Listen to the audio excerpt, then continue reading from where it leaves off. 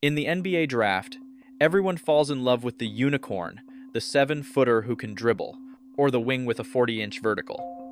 This year, that's AJ Dybantsa.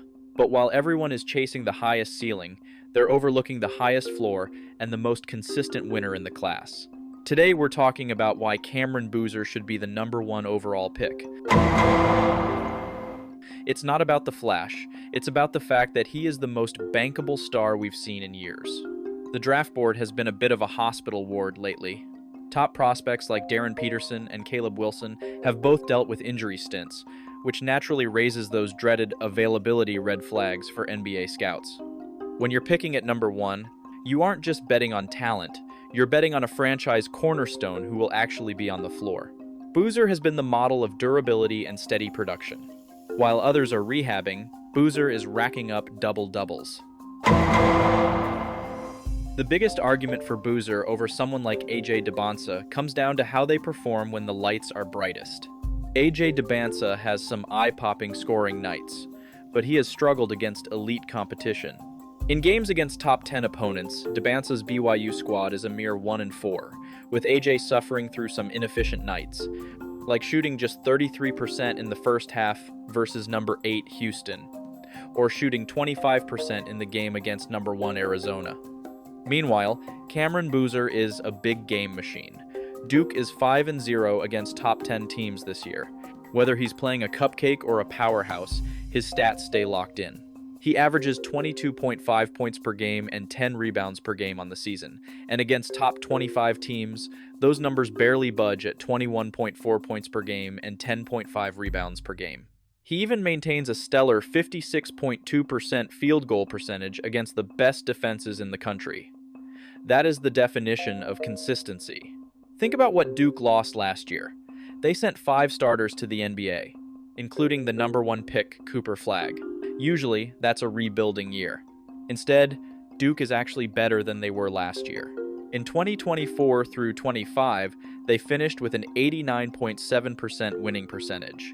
This year, led by Boozer, they are sitting at 28-2 with a 93.3 winning percentage. In addition to this, they hold the #1 spot in the AP poll. He didn't just step into a winning system, he elevated it after the pros left. Now, let's be real. Scouts might argue that Boozer doesn't have the limitless ceiling of an AJ Dybantsa or a healthy Darren Peterson. Those guys have that twitchy, explosive athleticism that makes GMs dream of an all-NBA first-team scoring champion. But while Boozer might not have the highest ceiling, he undeniably has the highest floor. Even if he never grows another inch or adds a new move, his worst-case scenario is an all-star caliber player. You aren't drafting a project, you're drafting a guaranteed producer from day one. In a draft full of what-ifs, Boozer is a for sure. Let's talk about the eye test. Boozer doesn't look like a bodybuilder. He doesn't have shredded, popping veins or 2% body fat, but he has an NBA body. Think of it like Luka Doncic or Nikola Jokic. They don't win because they have the most aesthetic muscles. They win because they have functional strength, incredible balance, and a frame that defenders just bounce off of. Boozer uses his size to seal defenders and grab boards with a veteran's poise. He's already built for the 82-game grind. So, who is he at the next level? My NBA player comp for Cameron Boozer is a more efficient version of Luka Doncic. Now wait, he's not going to bring the ball up and cross people over like Luka. He isn't that level of ball handler. But look at the impact.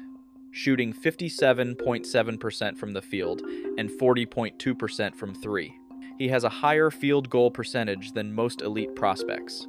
He possesses a better assist-to-turnover ratio than Trae Young did while at Oklahoma.